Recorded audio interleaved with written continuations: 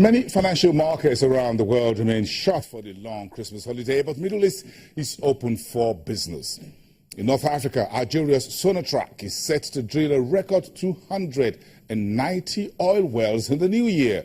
Plus, the Continental Free Trade Area proposed by African Union is set to begin in 2017. We'll take a look at the prospects and the opportunities. Hello, everyone, and welcome to Business Incorporated with me, Bosun Amafaye, the Lagos headquarters of Channels Television. Wherever you're watching around the world, a happy holiday to everyone. Now, let's get started.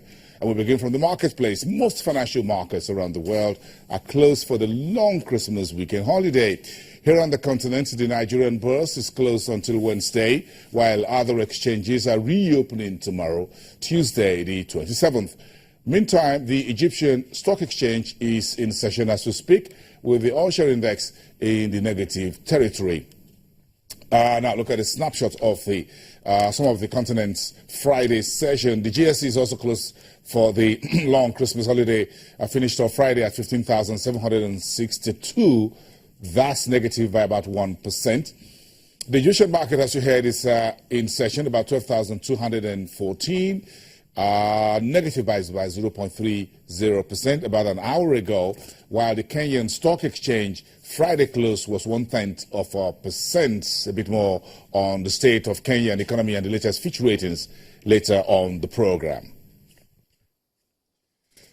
Take a look at the Middle East more proper now, where the Saudi Arabia stock market's post-budget rally of last week lost steam early today as the main index neared a technical resistance.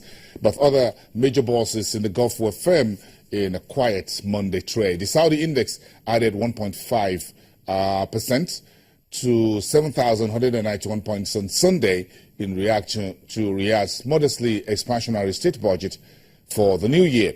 But the Tadawul faces technical resistance on 2016's peak of 7,235 points, touched earlier this month, and edged down about 0.1% to 7,191 in the first 20 minutes of the trading day. These are some markets in the middle are stacking up. The Dubai financial markets around 35.26, in the green about 1% about an hour ago. The Abu Dhabi market around the 4,400 level, up by 0.5%. And the Qatar Stock Exchange holding on to the 10,370 level, slightly sluggish, about 0.5%. It's a bit quiet in Saudi Arabia Tadawul market.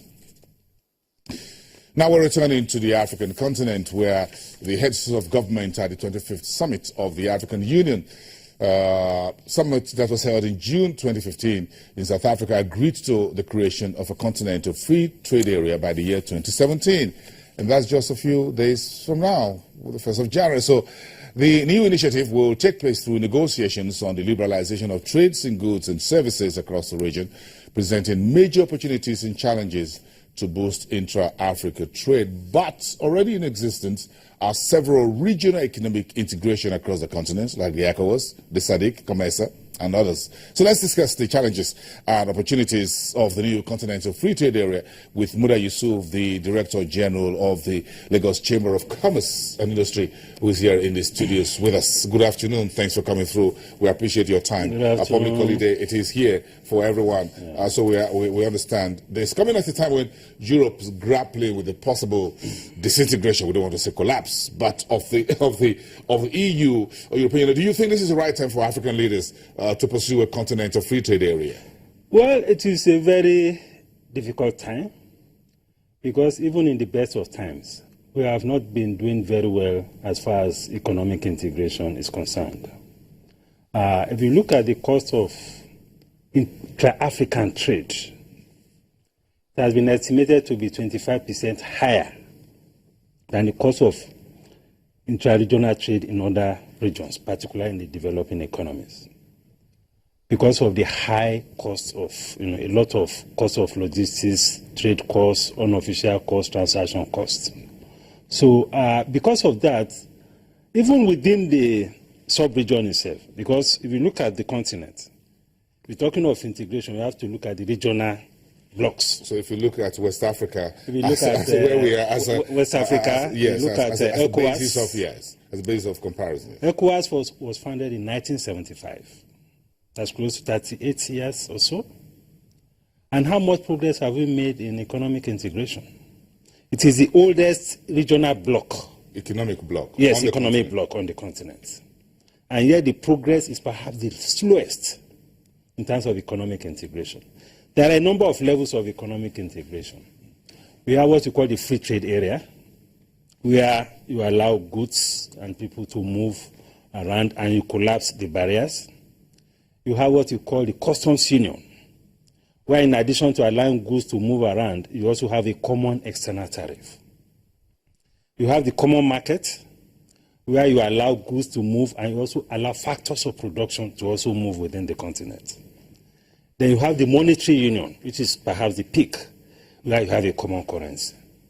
As we speak, over 30 years of integration in ECOWAS, we are still perhaps at the first level.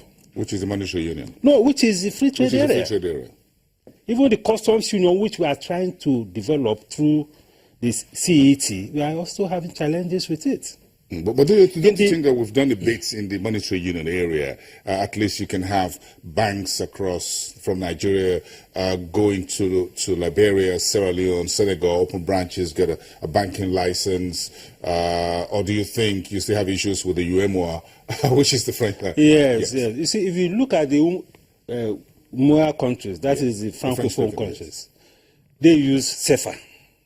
So they have done quite a lot in the area of monetary union. But in the Anglophone, we haven't done so much. What we are saying is about, financial markets, banks existing across the countries. That is fine.